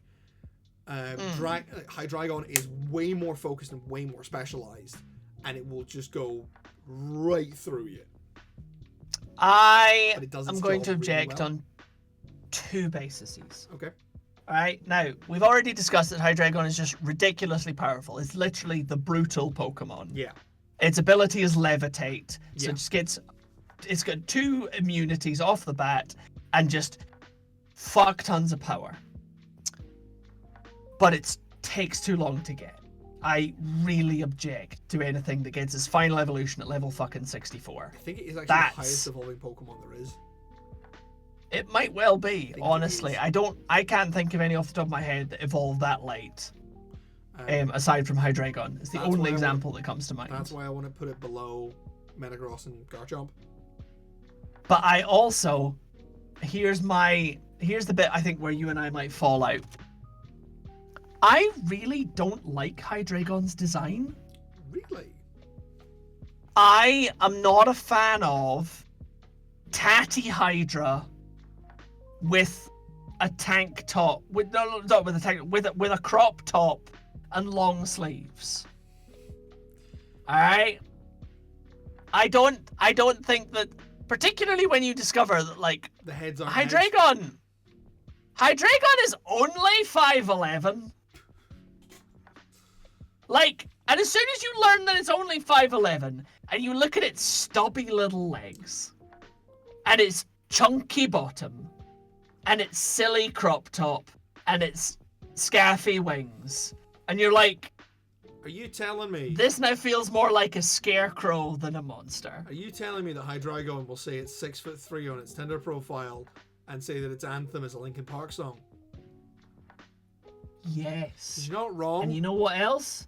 It will do so whilst being overweight and having a pierced belly button with a chain hanging from it.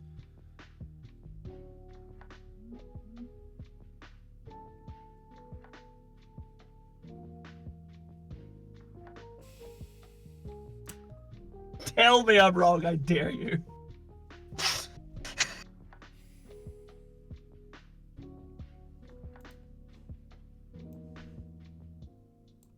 Moving on.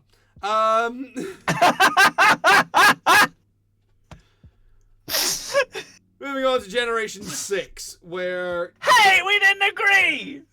Where are you putting it? C tier. Sorry. Yes! I thought you were watching the stream and you got to see me just kind of very silently put it in C tier. The stream genuinely keeps freezing for me, so, like, I'm still managing to monitor the chat, but, like... yeah, I can't. The stream is just frozen for me. Okay, thanks for internet connection. Anyway, moving swiftly on. Gen 6, where realistically, this should not have been a dragon. They should have done a fairy pseudo. Yes, I agree. For the introduction of the type, because this, however, is our big, happy, goopy friend. It's Goodra! Yeah. Now Goodra! We Goodra, both like Goodra. We like Goodra. I don't love Goodra, but I like Goodra. I really like Goodra as a design. Okay. I never want to train one. No, because they stick. Really not very good. I mean, I don't know. There I disagree. I think they are quite good. But what I don't think they are, they're quite good. They got better in We'll get to that. Okay. But okay, so OG Goodra, because I didn't train you trained a Goodra first, if I remember correctly. I don't think I did. Did you not train one kind of early on? No. No? No. Okay. I have tried training one. And also, I fought them competitively. And they're annoying because Saps. I think they were one of the not the first Pokemon think no, because Sap Sipper was invented in the previous generation. Yeah, it was But like, it's a dragon that gets Sap Sipper, which is not annoying because dragons ever had a problem with grass, but because it nullifies all powder moves. Yeah, and Leech Seed. And Leech Seed. Which realistically, given that Gudra is a tank, Dead handy. was a big deal. It makes it nearly unpoisonable, nearly unparalyzable. Certainly you can't, seed it. I mean, most people I think we're still running Toxic at this stage, so... Yeah, Toxic is your kind of main thing for poisoning people, always. But, like, any kind of secondary stuff, or, like, Sleep, yeah. if you're me and you run a Vivillon, then it's fucking, you can't do anything. It's really annoying. And yes, I am, unusual in that regard, because I love Vivillon. You are the only Vivillon main. I am, in fact, the only Vivillon main, and I am proud of that fact. It's fine. I appear to be the only Slacking main. Yeah, this is true. I'm the one guy trying to get Slacking to work. Get off his ass and do work. Yeah, we're not good at the mainstream. I'll bugger the mainstream. Yeah. No, don't bugger the mainstream. I will they might bugger get what I want to enjoyment out bugger. of that. So, Gudra. I think the Slimy interesting boy. thing about Gudra, yes, Slimy Boy. I think the really interesting thing about Gudra is it's the first single type pseudo legendary. That is true, because Dragon. Yeah, Dragon of it's. Flame. Yep, it's the first pure dragon pseudo legendary. And it's the second kind of like defensively focused one, because Gudra's got Yes. boss ass special defense, doesn't it? 150 base special defense. Yes, this thing you have to punch this. And do you want to touch that? No, because you just bounce off. I do, because I want to give it a big hug.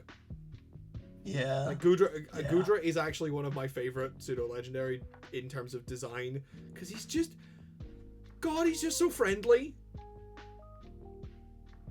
The thing I like about Gudra, I'm the other way around from you. I like Gudra mechanically. I like it because it gets Power Whip and Muddy Water and Poison Tail. I like it because it's got 150 base special defense and it gets an absolutely batshit wild selection of moves. I'm pretty sure it can learn Giga Drain. I think it can. Gudra should have been I'm poison like, type though. I don't think so. Think it should I'm have been very Dragon and happy Poison. with it as pure dragon. I think it should be Dragon and Poison. I disagree. I Poison think types it's run very around nice as just like a weird mythical thing that just, is mostly made out of rainwater and good thoughts. Yeah. And I love that. But I don't like the design. See, I will admit, its base form, Gumi, has a much better design. Yes. Like, Gumi is I love Gumi. Pure, concentrated, adorable. Sliggoo scares the shit out of me. But Sliggoo, interestingly enough, so Gudra, we learned some lessons from Hydreigon, but not all the lessons from Hydreigon. We brought the level back down to 50 for the final evolution, which was good. But Gumi stays Gumi up to level 40. And you have Sliggoo from level 40 to level 50. And Sliggoo barely enters the picture. Yeah, it's not really a factor. Its little snail shell comes and goes in seconds. It's not a factor. Gumi is adorable. I love Gumi. I would fight a war to defend Gumi. That's a cute little guy that just needs to be cuddled. Absolutely. Oh, but yeah, no. I do have an issue though with the staying not evolving to level 40. I have an issue with, because I always forget this, Sliggoo doesn't evolve into Gudra unless you evolve it in Rain. Oh yeah. Yeah. Maybe that's one of the reasons why I never trained one, because I just looked at that and went, I can't be fucked with the work for that. Yeah, that annoys me and it pisses me off. Yeah. Yeah. Like, so I'm not a fan. Gudra itself is good, but it has a lot of faults leading up to it that make me not feel great about it. Yeah. So Aye. So I'm like, yeah.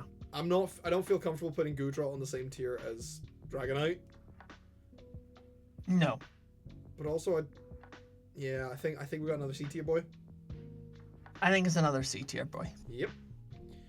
Right. Time That's for a alright, dog pile. because we've got 20 minutes left. Time for a dog pile because we both hate this one. Next up, representing Gen 7 in the worst possible way, it's Kommo-o. Fuck Kommo-o. Comatose, motherfucker. Coma shit. I do not like this design. I do not like what it stands for. I do not like the way it's set up. And I've tried training a Kommo-o, and dear God, I tried, and they were just so frustratingly crap. Yeah, same. They're a bad dragon type, and they're a bad fighting type. Yeah. They are bad in all senses of the word. Like, when it comes to dragons, And it's really a shame, because actually, I like the actual Kommo-o fight in the game. Because it's a totem Pokemon, and I think the build into it is good, and I think the fight is good. But Kommo-o itself, off the back of that fight, I was like, this is cool as shit. It's got armored scales on it, it's got big arms, it's a fighting dragon type. It should be like all-out physical power. Exactly, and it's not. No, it's fucking not. Kommo-o is the epitome of, in any RPG where you fight a boss, and you can then recruit them later. And you're like, yeah. And you're like, oh cool, I get to recruit them. Where's all this good shit you had when I fought you? Yeah. Like, so Kommo-o's Kommo-o. failings are that it went for defense instead of offense. And it should have gone offense. It should have gone offense. And while it worked for Gudra, because Gudra went heavy defense, 150 special attack is no fucking joke. Special defense. Kommo did not. Kommo went 125 defense as its highest stat and averaged everything else out. But, and this is the real crime, when you're doing a heavy defense Pokemon, it's got 75 base health. Yeah, it's really flimsy. It is startlingly flimsy. And for something that's got 5 weaknesses, including a ×4 to Fairy, and Fairies were about at the time and fast. Yeah, like Ribombee would rip this shit in half. Yeah. Easily. Yeah. Alright? Like, Fairies were real good in Gen 7. And here's the other thing. For Christ's sakes. Yeah, Primarina would fuck this up. And this is annoying because Kommo got 2 unique moves. Did it? What was the other one? It got Clanging Scales, which is a special dragon type move. Right, let's start from the beginning. Let's talk about why Kommo-o is so confused mechanically, okay? When you get Kommo-o, one of the move that you get to remember, especially once you've evolved it from Jangmo, Hakamo into Kommo-o, you get to access Belly Drum to relearn. Belly Drum maxes out your physical attack in exchange for half your health. Kommo-o's unique attacking move that it gets when it evolves is Clanging Scales, which is 110 power, 100 accuracy, special attack dragon move. And also, Belly Drum on something with a genuinely kind of shit health stat is a very bad idea. Because sure, you get the max attack, but anything that hits you that turn is going to turn you into Swiss cheese. Yeah. You need a certain level of survivability to pull off Belly Drum. Yeah. Now, the other thing, though, because in theory it gets to deal with that by having its second unique move, which is Clangorous Soul. Clangorous Soul is a move that saw absolutely no play because only Kommo-o could learn it. And it learns it super late, and it's a defense boost. It's an everything boost at the expense of 1/3 of your health. So you get your attack, defense, special defense, and speed all raised by 1 stage each at the cost of 1/3 of your maximum HP. So you're telling me that in order to make this thing good, you need 2 turns of setup, and to run it next to an Aldino spamming heal pulse. I'm Yes. putting this bitch in F tier, and you're not going to stop me. Deal. Yeah. Like, It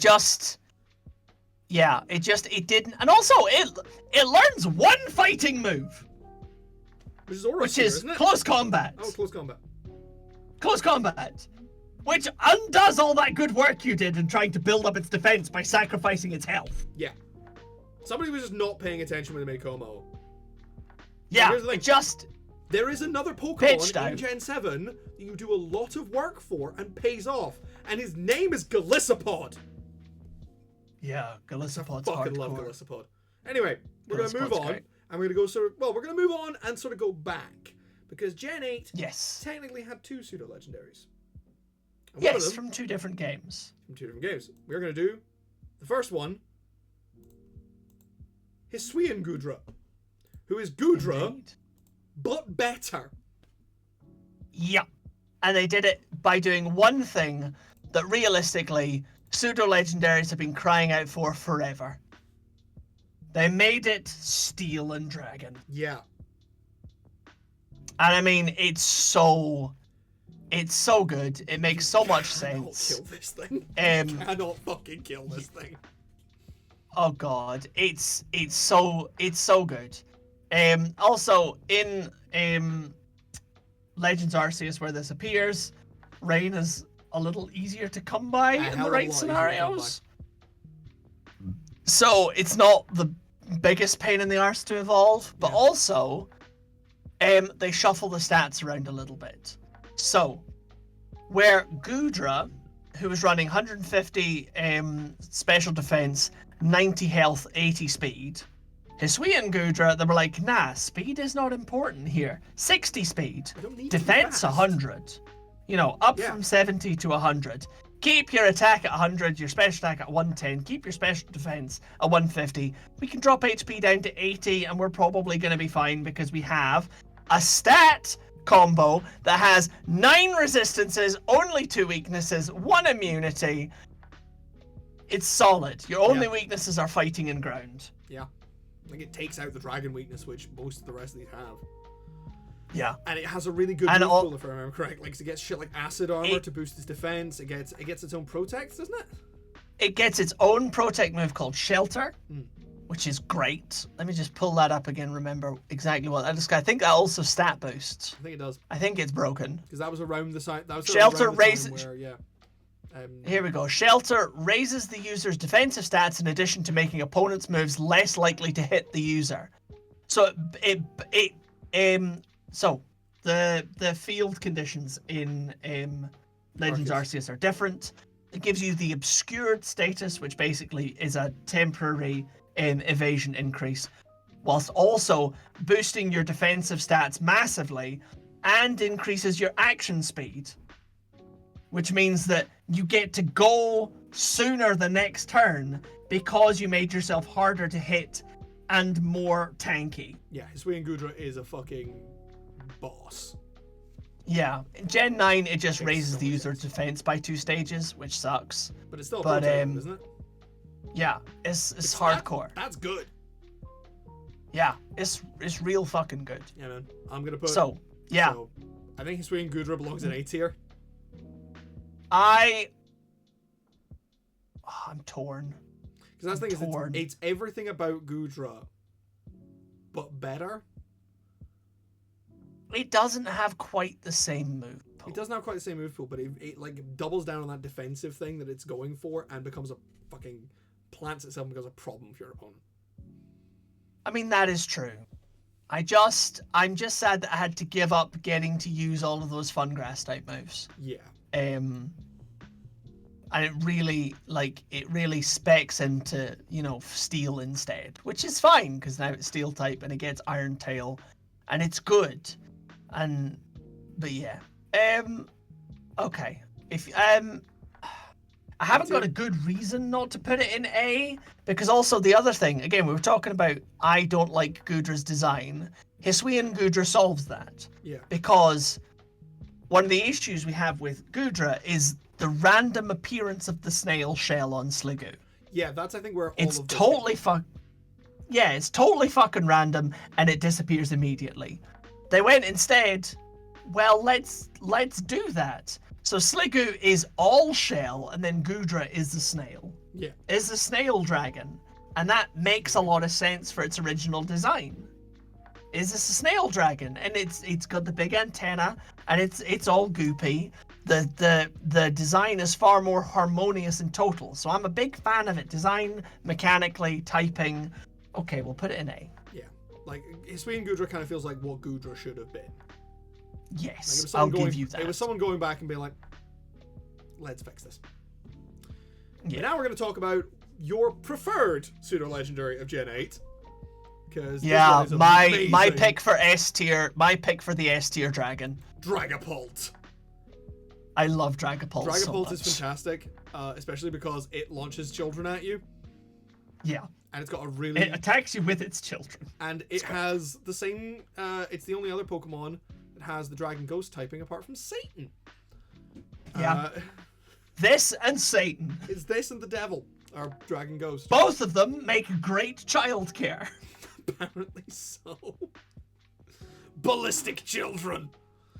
Ballistic children. Now, Dragapult, I believe, suffers from the same issue as Hydreigon in that you get the shit late and it's hard to train. Yes. It does have that issue. I don't think it's can't remember, but I'm going to double check. I don't think it's quite as bad in terms of the... No, it's exactly as bad. You get Dreepy really late, it evolves level 50 into Dracloak, evolves level 60 into Dragapult. That's going to probably knock it off from the S tier for me. Because I have to stand by my principles. I love its design, I love its typing, I love its move pool, I love everything about it. I don't love that. I will admit probably the biggest reason why I haven't trained one of these is because it means I would have to go back to Sword and Shield. Yeah. Which I really wanted to train one. I really wanted to train one in Scarlet and Violet, but I had Scarlet, and you can only get them in Violet. Mm-hmm. Version exclusive to Violet. I was very sad. Yeah, but well, let's talk though. Let's talk stats. more Let's talk about stats and moves. Stats. We've got 10 So minutes left. important things about I was gonna say important thing about stats is that Dragapult is the fastest. Yes, this thing is a stealth bomber. Yes. All right. They were like, what our design philosophy is stealth bomber. What are we going to do? We're going to give it 142 base speed and 120 base attack. That's almost and the whole point is, that's 120 almost base as attack. fast as Ninjask. 142 speed, yeah. It's almost as fast as Ninjask. It's not quite as fast. No. Ninjask is like 200. No, it's not. No. Ninjask I think is 150 speed. It just doesn't have anything I'm else. going to look it up in a minute, actually. No, you keep talking about... you keep talking about Dragapult. I will look up Ninjask. Okay. Dragapult. Again, I love the design. I love the coloration. I love the stealth bomber. I like the way that it develops in that Dreepy is a little cute guy. Again, my favorite type of pseudo legendary. It starts as a cute little guy. Dracloak, and it keeps, that's probably the secret, is it keeps Dreepy all the way through. Yeah. So Dracloak has a little Dreepy on its head, because it's very family orientated. Yeah. Because it shoots its children at you. Yeah. So Dracloak is clearly like an older sibling, carrying its smaller sibling on its head, flying around being like, wee! And then Dragapult is the parent, throwing firing the small children at supersonic speeds at its opponents, and that's literally its unique move. Dragon darts is it's shooting its children at We've you, all been there. and it's great. Also, Dracloak 1, Ninjask has 160 speed. Damn. Yeah, and 2, so really not far off. Dracloak is adorable because in one of its Pokedex entries it says if it can't find a Dreepy to sit on its head, it gets really anxious and nervous, and will find other small Pokemon and put them on its head. Yeah, Like, I have seen just a one magnificent comic that is a very anxious Dracloak and a Kangaskhan, and they basically have swapped. Like, baby Kangaskhan has found its way out of the pouch, and Dracloak just goes, mine. And the little live on creepy my is head. sitting in the Kangaskhan pouch, like. I love Cute that. shit. Cute I love shit. that so much.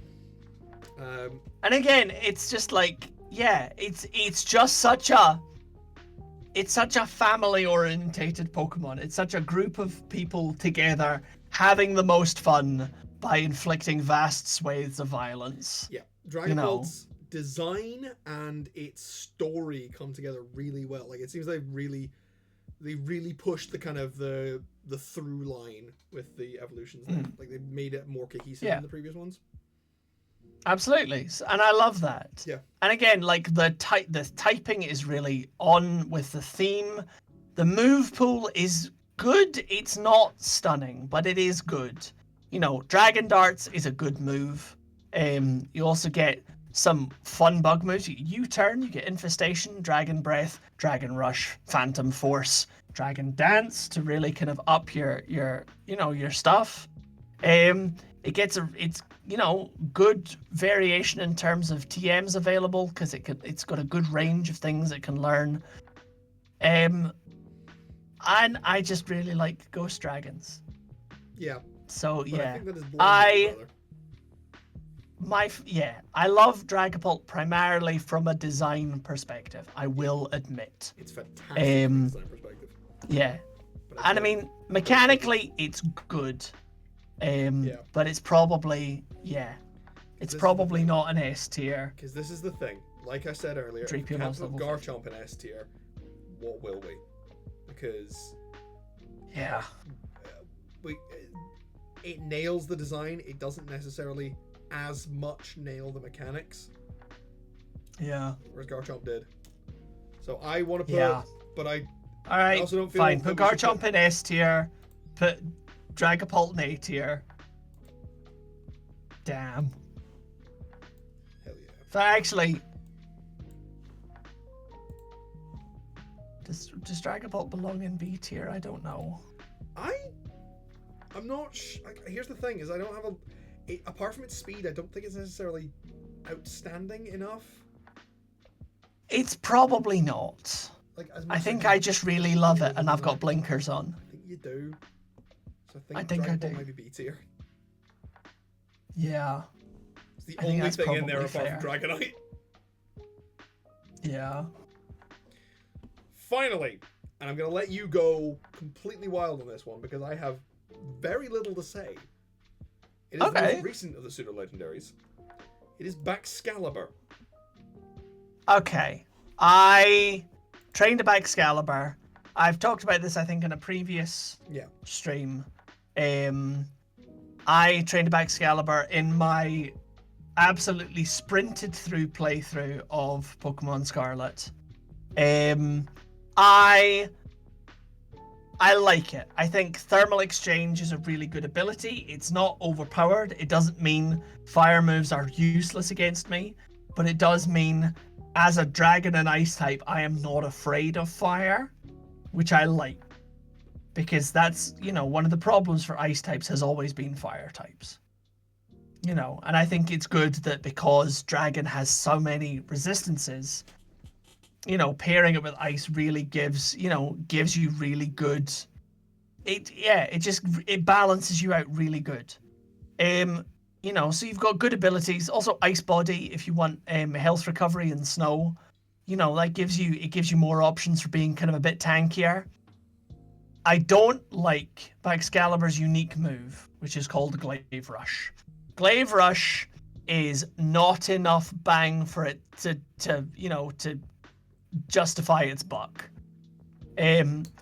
So Glaive Rush has 120 power, 5 PP, 100 accuracy. So yeah. Basically, it does big damage. That's fine. But it doesn't do more damage than Outrage. But the penalty is that the next move that hits you does double damage. Which, in a competitive scene, can be devastating. It's death. That's suicide. Yeah, I said. It also bypasses accuracy evasion checks to always hit. Like, it's like in terms of you being hit. Oh. Yeah. It's whatchamacallit, Machamp's hidden ability. Oh, no guard, yeah. No guard. It's no guard, but just for one move. Yeah, that's bad. The only Yeah. way I can think of to beat this is Glaive Rush, and then you have something on the other side that's using Follow Me. Yeah. So Which it's is not a lot of Pokemon. Yeah. So that I have a big issue with that, but equally well, I do really like again the design philosophy. And also the stats. It's got 145 base attack and 115 base health. Yeah, we're back on we're back on the proper offensives with Dragapult and Excalibur. Absolutely. I feel that this is much more the Godzilla kaiju than Tyranitar. This was attempt number 2 to do massive kaiju. And here's the thing. I'm gonna say this right now. Yeah. I find Excalibur's design a little dull. That's fair. I think, you can do that. That's okay. I won't hate you for that. It does go back to the same problems we had in the first 2 gens where Frigibax, who's the little froggy guy, evolves into Arctibax, who's a proper dinosaur at level 35, evolves into Baxcalibur level 54. And Baxcalibur's whole thing is big back fin, meant to look like a large blade. It doesn't necessarily pull it off. I like his kind of strong dino thing. I like his kind of weird kind of second pointy hand punch thing. It's not totally can't scratch my chin T-Rex. Yeah. But he's not very exciting. He does look like he's bald. He looks a bit like the TV Godzilla, where it's definitely a guy in a rubber costume.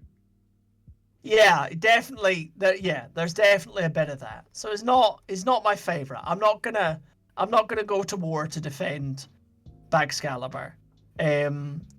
But I do think that he's a solid, very viable, very valid dude. In terms of what we could have had for an ice type dragon after Kyurem, I think this is pretty good. And again, I like that. Realistically, the thing that makes it really dangerous is giving it Icicle Crash, which is kind of fun. Yeah, give it Icicle Crash and Ice Spinner. Yeah, you're and you get Ice Shard. It's one of the few dragon pseudo legendaries that'll, aside from Metagross, that readily gets a priority move. Yeah, because Metagross gets Bullet Punch and yeah. At Rex house. Yeah, so it's good, but it's not amazing. It's a workhorse. It's got some good points. It's got some flaws. Not gonna lie, it completely passed me by. That's fair. I think it passed a few people by. Again, it doesn't really have a trainer championing it. I think this should have been. I think rather than Titan, this should have been Grush's Ace. Well, Titan wasn't Grush's Ace, but the problem with the gym leaders in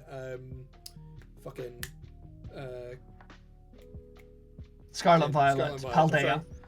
For some reason I was saying Kalos, but that was Gen 6. None of their aces are their type. None of their aces are their type, which is the whole thing with terrestrialization. Yes. Which it opens it up for more stuff, but it means you miss really obvious stuff. Why would you not have the Ice Dragon pseudo legendary with the Ice Gym Leader, or even with any members of the Elite Four? Did mean that we finally got a grass trainer with a Pseudo Widow. Yes, which was great. I was a fan of that. Yeah. So where do we put Excalibur? Because I'm not gonna lie, Excalibur completely passed me by, and I don't necessarily think that was its fault. I'm not a big fan of the design, but I don't really have much to say about it. It doesn't really exist in my head. Who have we got in C tier? Everyone. Tyranitar, Salamence, Hydreigon, and Gudra. Maybe put it in.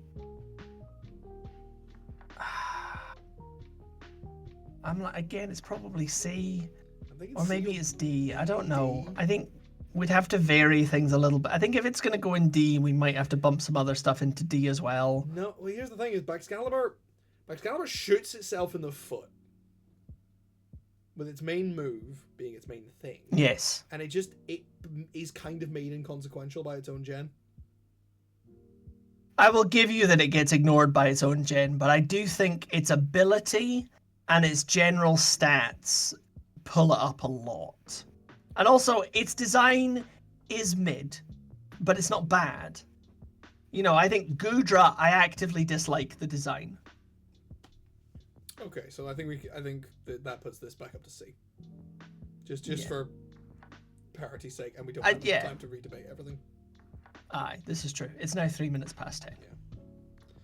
So with that is our final placement. That is our tier list for pseudo legendaries. Not gonna lie, I did not expect it to be that much middle. I mean, I kind of did. I don't like. I think the trick with the pseudo legendaries is, aside from Kommo-o, there are none that you and I actively dislike. Yeah. Like, really dislike. Like, they're all pretty good and all had their time when they were pretty good. Yeah. But fuck Kommo. Yeah. So much. yes, thank you. We are going to be here. We are here every Monday night. Every Monday night. I'm going to be trying to. I'm going to. I keep saying. I've been saying this for a couple of weeks, but I'm going to be trying to get the Friday night streams. It's not happening this week because this Friday is Valentine's Day, and as an aromantic person, I'm going to go into a bunker. Wise. Only to emerge on February 15th, which is the greatest of holidays, and that is to say, cheap chocolate day. Today all the chocolate goes on sale because, hey, supermarket's got to roll up and get ready for Easter. I'm seeing Easter and Valentine's stuff at the same time. Anyway, you can follow us here on Twitch. We are the Brothers Honey. You can find all of our previous streams on YouTube. That's just search the Brothers Honey on YouTube. You can find me. You can follow me on Twitter at JonathanHoney4. Don't post there as much as I used to, but fuck it, I'm there. You'll get the announcement for these streams there. And you can follow my games company. That's at @old_games on Twitter, Facebook, LinkedIn, and Instagram, and Blue Sky. And you can also wishlist our first project, our first game. I Thought There'd Be Stars, which is available now on Steam as a demo. Download it, play it, wishlist it, anything. They'll be receiving major updates over the next coming months. We're going to be building upon it and patching the shit out of it for the next little while. But yes, you can find that on Steam. It's I Thought There'd Be Stars. The link, a direct link, will be in the description to this video if you're watching on YouTube. And if you're interested in what I'm doing, well, aside from the things that he's doing, because he also has a Patreon, you should jump on to see all of our D&D stuff for free. Yes. And read some of the opening chapters of his new book. Yes. It's very good. I edited it, so I know it's very good. The first chapter of my new book is available for free on Patreon. Yeah. It's good. It's good. So yeah. Yeah. Also, if you do like me, you know, I like me, so you should like me. You can find me on Instagram at ChrisHoneyActor, where you can also find my theatre company, Short and Sweet Theatre. We are doing the Glasgow Comedy Festival this year in March. We're going to do the Edinburgh Fringe. We might do something in between with our fabulous show, Milk on the Side, a barista musical. There will be all sorts of content going up on the tinternets. Please follow along. You know, come support us if you're in the UK. It would be great to see you. Hell yeah. That's everything. Yeah. Okay. I think that means we have to leave. Do we have to leave? We might have to leave. Shit. Bye. Bye. Jesus Christ. We'll be back on Monday. Bye.